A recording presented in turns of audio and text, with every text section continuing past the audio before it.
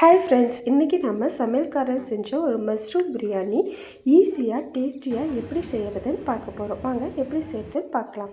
அதுக்கு ஒரு குக்கரில் ஒரு 2 கரண்டி அளவுக்கு ஆயில் ஆட் பண்ணிவிட்டு கடுகு போட்டு கடுகு நல்லா பொரிஞ்சு வந்ததும் இதில் பட்டை, கிராம்பு, சோம்பு, பிரியாணி பூ, அந்த காம்பு கருப்பு கலர் அதெல்லாம் ஆட் பண்ணி நல்லா பொரிஞ்சு வந்ததும் இதில் நம்ம கைப்பிடி அளவுக்கு கறிவேப்பிலை ஆட் பண்ணிட்டாங்க.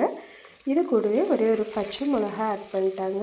அப்புறம் நீல வாக்கில் கட் பண்ணி வச்சுருக்கிற வெங்காயம் ஒரு கைப்பிடி அளவுக்கு ஆட் பண்ணிவிட்டு அதெல்லாம் நல்லா வதக்கி விட்டுறலாம். இப்போ இதில் ஒரு 3 தக்காளி நீல வாக்கில் கட் பண்ணி வச்சுருக்காங்க, அதையும் ஆட் பண்ணி நல்லா வதக்கிக்கலாம். இது கூடவே இஞ்சி பூண்டு பேஸ்ட்டு ஒரு கரண்டி அளவுக்கு ஆட் பண்ணுறாங்க. ஆட் பண்ணி அதையும் நல்லா வதக்கி எடுத்துக்கலாம். இதுக்கு தேவையான அளவுக்கு மஞ்சத்தூள் ஆட் பண்ணிக்கலாம்.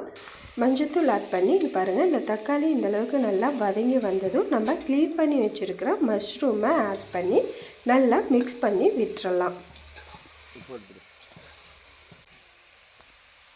இப்போ இந்த மஷ்ரூம்லாம் நல்லா மிக்ஸ் ஆகி வந்தது. இதில் நம்ம பிரியாணி பவுடர் மட்டும் ஆட் பண்ணியிருக்காங்க, வேறு எந்த மசாலாவுமே இவர் ஆட் பண்ணல, பிரியாணி பவுடர் மட்டும்தான் போட்டார். அப்புறம் அதுலேயே ஒரு கைப்பிடி அளவுக்கு கொத்தமல்லி கீரை, புதினா தலை ஆட் பண்ணிவிட்டு இந்த மஷ்ரூமுக்கு தேவையான அளவுக்கு உப்பும் ஆட் பண்ணிட்டார். உப்பு ஆட் பண்ணி நல்லா மிக்ஸ் பண்ணி விட்டுக்கலாம். இப்போ பிரியாணிக்கு தேவையான அளவுக்கு தண்ணி ஆட் பண்ணிட்டாங்க. இது ஒரு படி பிரியாணி வைக்கிறாங்க, அதுக்கு தேவையான அளவுக்கு தண்ணி ஆட் பண்ணி இப்போ இந்த தண்ணி நல்லா கொதிச்சு வந்ததும் அரிசி ஆட் பண்ணிக்கலாம்.